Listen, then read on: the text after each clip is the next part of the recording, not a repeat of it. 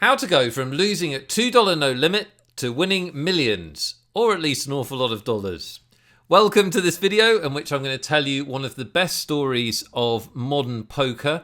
I think you're going to really enjoy it, but far more importantly, I think you're going to get a lot out of it in terms of inspiration, but also a concrete blueprint as to what you should be doing if you want to get better at the game that we both love. So I'm going to ask you a question. It's going to take you to quite a dark place. How bad can it get? You know that poker can be extremely frustrating. I know that you may not be frustrated with it right now. I hope you're not. I hope you're winning. But you might be. And if you are in a good place with it, then you certainly will have experienced the fact that poker can be a fickle mistress. It's a game that can make you feel like a genius one day and make you feel like a loser another. So this won't be fun, but just for the purposes of the exercise, I want you to think about your most frustrating period with poker. That could be now, that could be recently, or it could be a long time ago. I hope it is a long time ago. But just have a think about it. Think about whether you've got really angry or really despondent, whether you've maybe lost money, whether you've lost your temper, whether you've maybe lost your spouse because you went mad. I don't know why I'm laughing. Nothing funny about that. But think about the most frustrating time you've had with poker. How bad has it gotten for you? Would it have been so bad that you'd post on a public forum, actually 2plus2, the biggest poker forum, and you'd post a post about your poker with the title, "Reaching the End of My Rope." Reaching the end of my rope. That's about as bad as it can get, right, if you're writing that on a public forum. The post then went on to detail a player's woes with poker, how he'd gone bust from his last $30 again, and how he was thinking about giving up the game. He talked about how he kept blowing his bankroll, kept redepositing, reblowing his bankroll, and how he felt like he was, an intelligent guy and kind of good enough and had poker potential, but for some reason couldn't beat it. And he was starting to worry that poker was either fixed or just a game that couldn't be beaten. And at the time, admitted in public that he couldn't beat 1 cent, 2 cent, which is basically the lowest limit that we have for real money poker. He couldn't beat $2 no limit. Think about all of that and then putting that out there in a public forum and desperately asking for help, because that's what he was doing. How bad is that? That's bad. That's not a place you want to get to, right? That's not somewhere you want to be. I hope that your most frustrating period with poker wasn't that bad. So just think about getting that low and losing in that way over and over again and not being able to see anything positive in your poker game, but desperately wanting to be better and loving the game. Right, now, what if I told you that about 6 months after starting that forum thread, the same player was crushing $2 no limit with an insane win rate, really dominating the games and moving up in limits. But not only that, the story didn't stop there 6 months later. Over the next few years, he'd fly through the limits, in fact, all the limits we have, until he reached the nosebleed stakes, the very, very top of poker. And that today, that same player has made millions of dollars, literally millions. I don't know the exact amount because not all the games are tracked, but he plays in 6-figure buy-in games from cash poker, and this year won his first World Series of Poker bracelet. It sounds like a pretty unlikely tale, right? Remember where we've come from. Somebody that couldn't beat the lowest cash game imaginable and was asking in public desperately for help because he wanted to get better and love the game. And then over the next few years, reaching the very, very top, winning a World Series of Poker bracelet. That's the highest honor we have in tournament poker, and beating nosebleed cash games. He's actually one of the top 3 or 4 cash game players in the world right now. The thing is, I'm not making this up. That's exactly how it happened. Now, you may have heard of him. You might have even heard his story, but I suspect you won't have heard too much. His name is Doug Polk. He plays as WCG Ryder. If you follow screen names, you might know the screen name. And the amazing thing about his journey through poker is that you can Google it. I mean, you can Google everything nowadays, can't you? In fact, you probably should. But Google this, because it's all there for you in forum threads that he posts on his journey through the game. He documents basically going from kind of busto loser, without being too unkind, but someone that regularly busts his bankroll and can't beat the lowest limit, to being one of the best in the world. It's all laid out for you. It's a quite extraordinary turnaround. But I'm not as interested in that as I am in a couple of far more important questions. because, Doug's not giving me any of his money. He's not giving you any of his money. Certainly if you play him at poker, he's not giving any of it up. The questions we want to know the answer to are, how did he do it? How did he create this amazing transformation in his poker fortunes? And far more importantly than that, how can you copy him? How can you take what he did and produce those results in your own game? Now, I'm not suggesting that you can get the same results as Doug and make millions of dollars. I'm not saying it can't be done. He did it. Somebody else is going to do it sometime soon. It could be you. But what I am suggesting is that success leaves clues. And if we want to really do well at something, in this case poker, we want to model the things that successful people do. And in this case, this is not a miracle. This is not a case of some freakishly talented person who lost his way for a bit and then, just found this kind of inspirational way of playing. He actually worked. He worked really, really hard, but he followed a set formula. So first of all, Doug wanted it a lot. If you go and read that first post, Reaching the End of My Rope, you only get desperate about things you care about, right? Poker only frustrates you because you want to win at it. You want to do well. Well, Doug Polk really wanted to do well. He wanted to be the best. He wanted to fulfill his poker potential, make as much money as he could, get as much understanding about poker as he could, get as high up as he could. And he was prepared to do whatever it took to do that. So to give you some examples of that, because he details this in other posts, he couldn't afford books. He was out of money. And, some poker books are very expensive. So instead of buying them, he went to a bookshop, a Barnes & Noble, and he sat and read during the day so he didn't have to buy the books. I presume he took notes and he studied them that way to improve.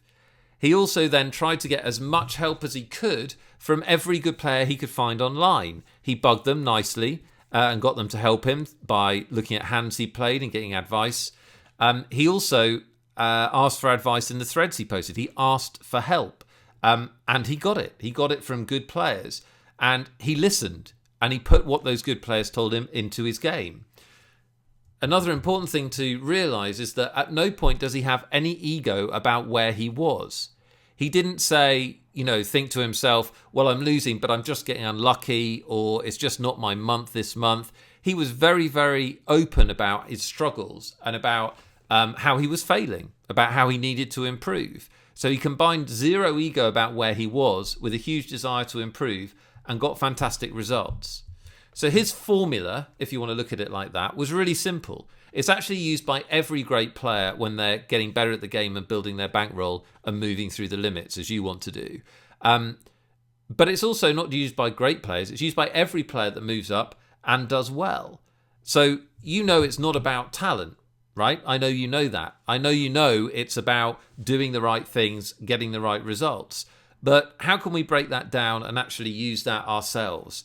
Let's look at the Doug Polk magic formula. And I've deliberately used the word magic kind of ironically because it's not magic. You can follow it and you can start following it today. So step number 1 is to have a clear commitment to where you want to be. Now, I don't know what role poker plays in your life. Maybe it's a hobby you want to get better at. Maybe you want a second income from it. Maybe you have a desire to go pro. But the important thing is to be clear about what you want and to make a clear commitment to yourself about getting there. Because if you half-arse it, you sort of dabble, you try a couple of games and then you quit, well, you're not going to get great results, right? And we know with poker there's going to be bumps in the road. There's going to be downswings, there's going to be sessions which are tough and so on. Losing is a part of poker, we know that, even for winning players. The thing that gets you through that is having a clear commitment to yourself as to where you want to be with poker. And there's no, one right answer for this. You don't have to want to be a professional player. You can just want to beat the limit you're playing at, or you can just want to beat your local card game. It's up to you to have that answer. But to get what you want out of it, and trust me, you can do that. You wouldn't have come this far in this video and be watching a poker training video if you weren't interested in getting more out of the game. I've seen hundreds of students get what they want out of the game. I've helped them do that. And there's just no reason why you can't do that as well. But you've got to have that clear commitment to yourself and that clear idea of where you want to be with it. Step 2 is to get help. Doug Polk went and read every poker book that there was. He was on poker forums constantly. I'm sure he was part of poker training sites. And he asked the best players he could find. So get help often from everywhere and from the best whenever you can. Because there is tons of amazing information out there. People have done the hard work for you, and you can massively shortcut your process if you get help. Look, every great person in the world does this, right? With only a couple of freakish exceptions. Tiger Woods has a golf coach. The golf coach isn't as good as him at golf, right? Actually, perhaps he is nowadays, I don't know. But when he was good, he had a golf coach that wasn't as good as him. But he was great at communicating information. And I suspect Tiger had more than one coach, right, for different aspects of the game.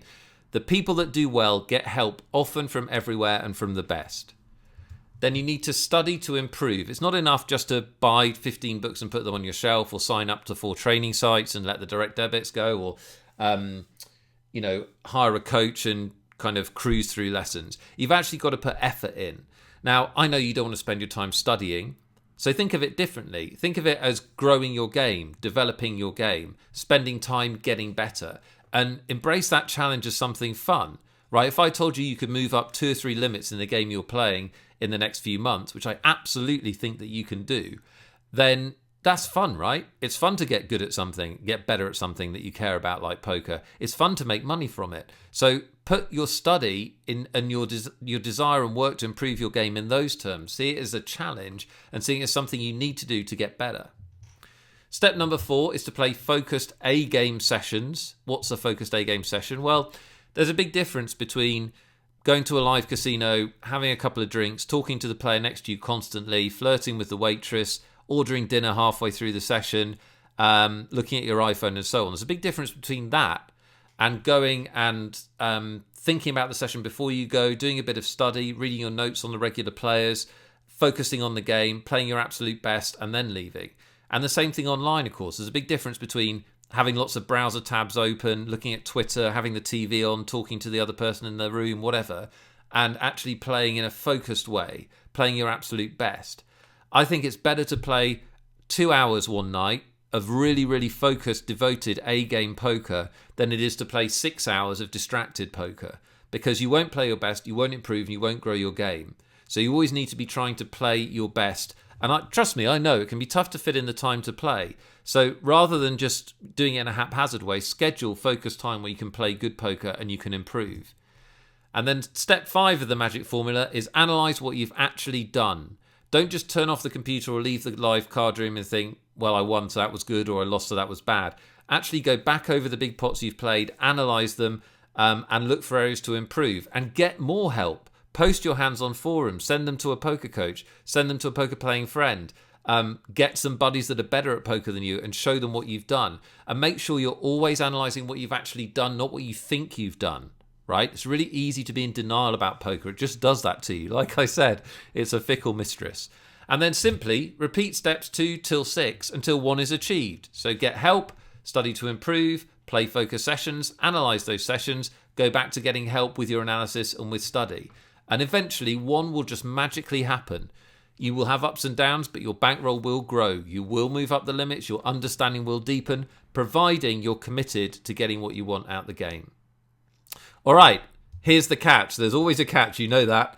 You're almost certainly not going to get the results that Doug Polk's got, like I said. He's reached a place in poker that only a handful do. Like I said, he's probably one of the top 6 or 7, I don't know, it's hard to quantify, but certainly one of the very, very few handfuls of players that are constant winners at the highest stakes we have.